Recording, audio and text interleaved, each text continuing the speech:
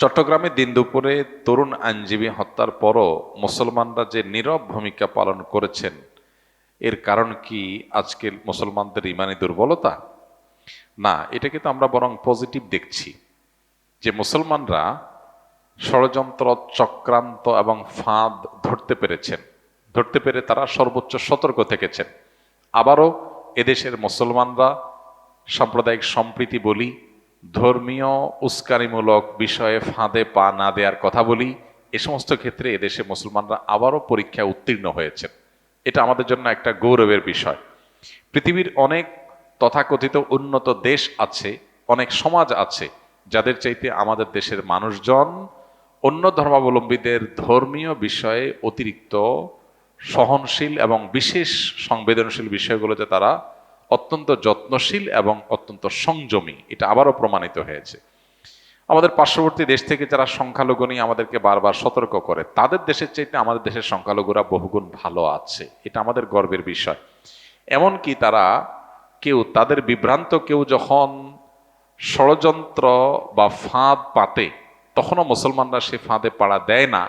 এটা মুসলমানদের বিচক্ষণতার প্রমাণ। এটি হয় মূলত ইসলামের শিক্ষার কারণে। ইসলাম আমাদেরকে ধৈর্য এবং সহনশীলতা এবং সংযমের শিক্ষা দিয়েছে। বিশেষ করে যখন কোনো ঘটনা ঘটিয়ে মুসলমানদেরকে ক্ষতিগ্রস্ত করার চেষ্টা করা হবে, তখন মুসলমানরা সেটা বুঝতে পেরে সযত্নে সেটাকে অ্যাভয়েড করতে পারা, এটা আমাদের মুসলমানদের সাফল্য এবং ইসলামই আমাদেরকে এই শিক্ষাটা দিয়েছে, ধৈর্যশীলতার শিক্ষা। দ্বিতীয়ত, এদেশের ধর্মীয় নেতৃত্ব যে আছেন, ওলামা একরাম, তারা সবসময় সাধারণ মানুষকে সঠিক সিদ্ধান্তটা গ্রহণ করার জন্য সহযোগিতা করেন, গাইড করেন, চেষ্টা করেন যাতে মানুষ বিভ্রান্ত না হন। এই জন্য সঠিক সময়ে সঠিক পরামর্শটা ওলামা একরাম দিয়ে থাকেন, যার ফলশ্রুতিতে এদেশে ইতিহাসে কখনো ধর্মীয় দাঙ্গা বলতে যা বোঝানো হয় সেরকম কোনো কিছুই ঘটে নাই।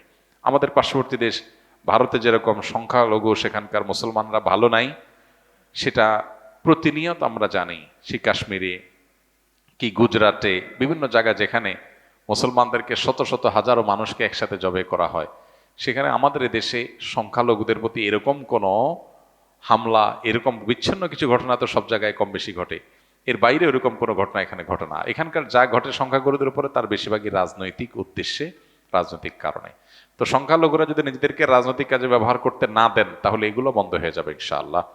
আমরা দোয়া করি আল্লাহ তাআলা আমাদের প্রিয় স্বদেশকে সকল প্রকার ফিতনা এবং শয়তানি চক্রান্ত থেকে আমাদেরকে হেফাজতে রাখুন, এবং এদেশে মানুষের, সব ধরনের মানুষের মধ্যে মিলেমিশে থাকার যে চেষ্টা আছে, সেটা একটা ভালো দিক। পশ্চিমারা অনেক দেশের মানুষরা আমাদেরকে সকাল বিকাল দুপুর নিয়ম করে নসিহত করে আমরা যেন সংখ্যালঘুদের অধিকারের উপরে সচেষ্ট থাকি, অথচ তাদের দেশের মুসলমানরা অনেকেই আছে, অনেক দেশ আছে যাদের দেশে মুসলমানরা ভালোভাবে মসজিদ করে প্রকাশ্যে দিনের অনেক কাজ তারা করতে পারে না। অনেক কাজের স্বাধীনতা তারা যেমন দেয়, অনেক ক্ষেত্রে আবার কুণ্ঠাসাও করে রাখে। অতএব তাদের মুখে মানায় না আমাদেরকে সবক দেওয়া। আলহামদুলিল্লাহ, বাংলাদেশে মানুষ এবারও ধৈর্যশীলতার পরিচয় দিয়েছে, সামনে আমাদেরকে দিতে হবে।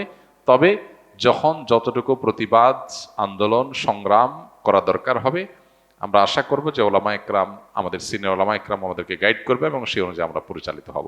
আল্লাহ তাআলা আমাদেরকে সংযমী জীবনযাপন করার তৌফিক দান করুন।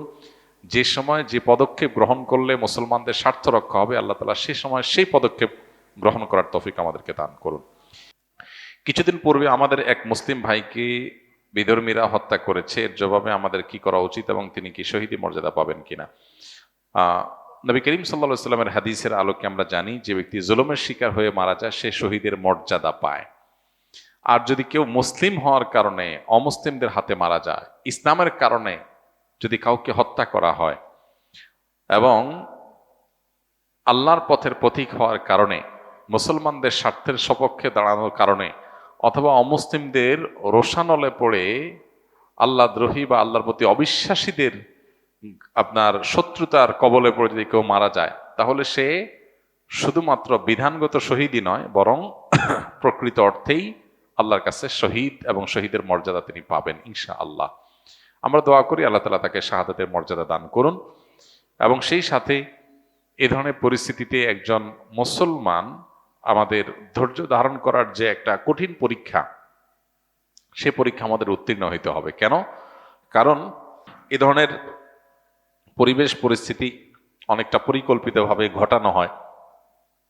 মুসলমানদেরকে দিয়ে এমন কিছু কাজ করানোর জন্য যেগুলো দিয়ে মুসলমানদের বিরুদ্ধে লড়াই করা যাবে, মুসলমানদেরকে কোণঠাসা করা যাবে। এরকম পরিস্থিতিতে ফাঁদে পা না দিয়ে আমাদেরকে ধৈর্য ধারণ করাটাই হলো আমাদের কর্তব্য। সেই সাথে দেশের সিনিয়র ওলামা একরাম যারা আছেন তাদের জন্য দোয়া করা, আল্লাহ যেন তাদেরকে হেদায়েত এবং গাইডলাইন করেন, সঠিক পথে পথনির্দেশ করেন, তারা যেন আমাদেরকে সঠিক পথে যাওয়ার তৌফিক দান করেন। আমরা তাদের জন্য দোয়া করব আর তাদের গাইডলাইনের জন্য আমরা অনুসরণ করব, অপেক্ষা করব।